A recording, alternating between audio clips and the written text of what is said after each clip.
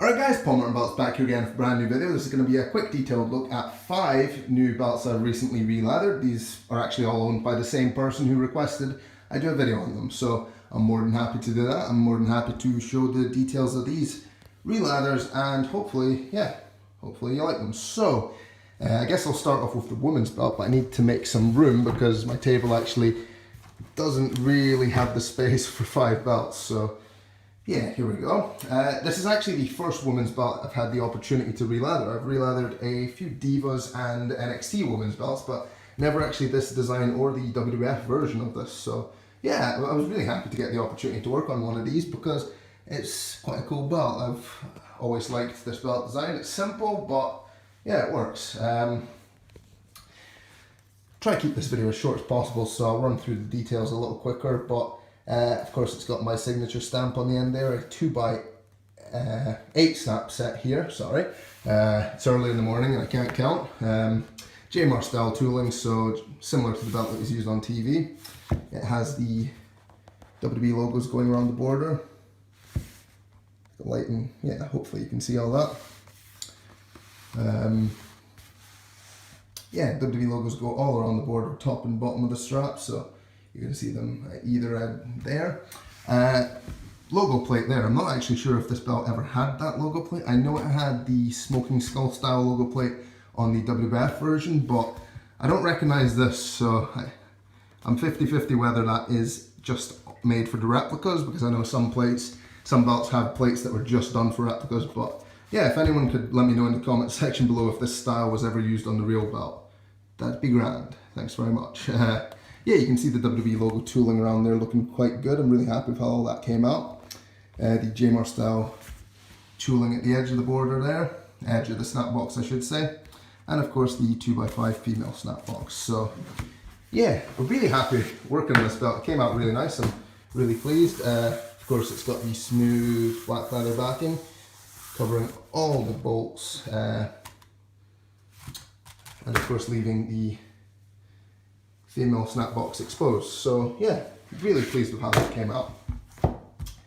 Moving on, we'll move on to the ECW 2007 belt.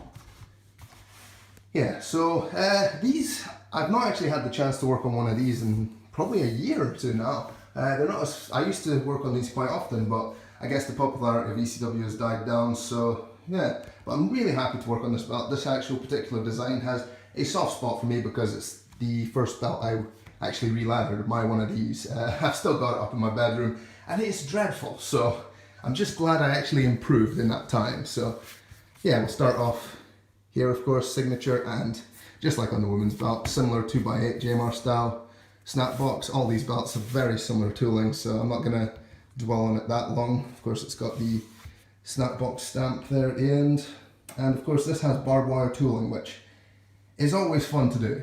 You don't get the chance to do this, I don't get the chance to do the barbed wire tooling as often as I'd like, but whatever I do, it's always fun because I really love the way it looks. See it catching the light quite nicely there.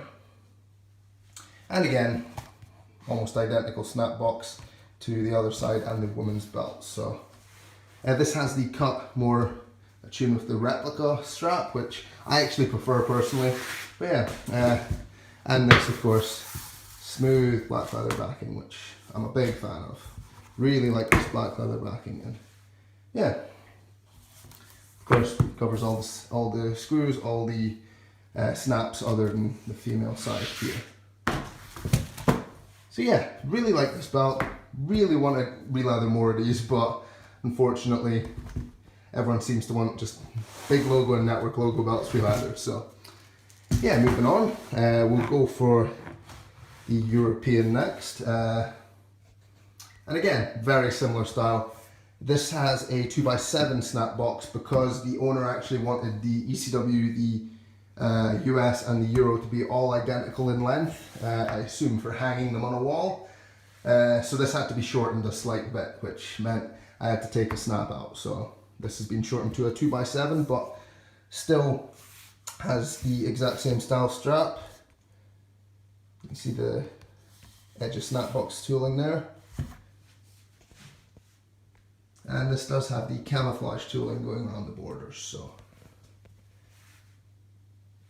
And the proper of 6th plate, so yeah, it looks really nice. I think the logos on this have been repainted, so don't pay much attention to those.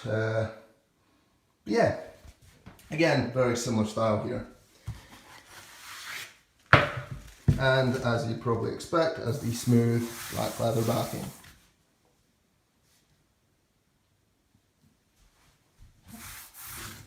Yeah, not much really to say. I know it's probably getting a bit repetitive because these are pretty much all in the same style, but they're looking good. So let's move on to the US. There's 2 more to go. Here we go. This is actually an Ultra Deluxe United States belt, so very heavy. It's got the 4mm thick plates. The rest of these are all the 2mm adult size belts.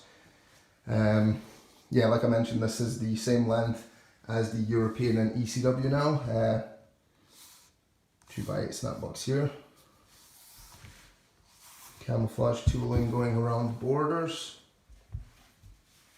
And this does have a gold tip. So I think half based off of the Jmar, half based off of the Wildcat. So quite a nice hybrid strap here. Of course has a removable nameplate on it. I like the way the cut came out on this, around the top and bottom of the centre plate. Really pleased with how that came out. Of course, features the nice smooth black leather backing. Probably tired of hearing this now, but I just love how that stuff looks. So, and it's got the 2 screws there to remove the nameplate. So, yeah, I'm really pleased with how that came out. Really pleased with how all of these came out personally. It was great fun to work on all of these, and last but not least, give it some room because this is by far the biggest belt on the table, is the version 2 Undisputed belt with the nameplate Flukemeister. Don't ask me. Yeah, of course this features the exact same style that all of these 5 belts have. Jmar style, my signature, same style snap box. This, like the women's belt, has the WWE tooling going around the borders, so yeah, that's a good shot you can see there.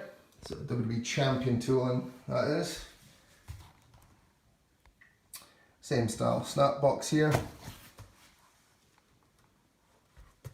The stones on this belt have been replaced with real Swarovski crystals, so you can probably see those catching the light a little bit better there.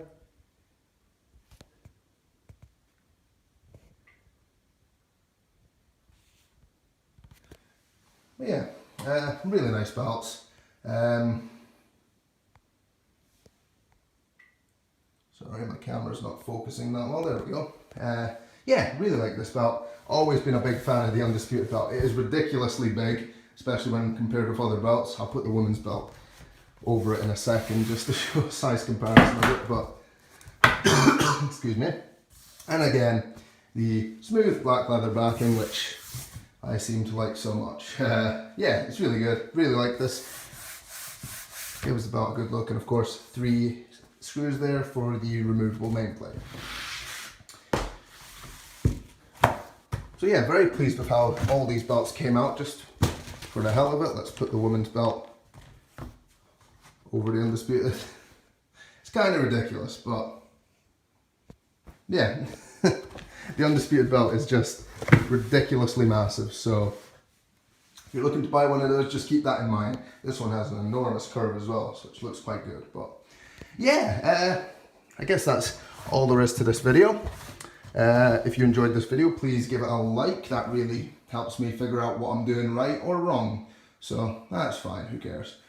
That being said, if you're interested in a re-leather of any of these belts or any other replica belt, please contact me at the links on screen or at PaulMartinBelts@gmail.com. All the links will be in the description box below, so if you need any more information, check that out.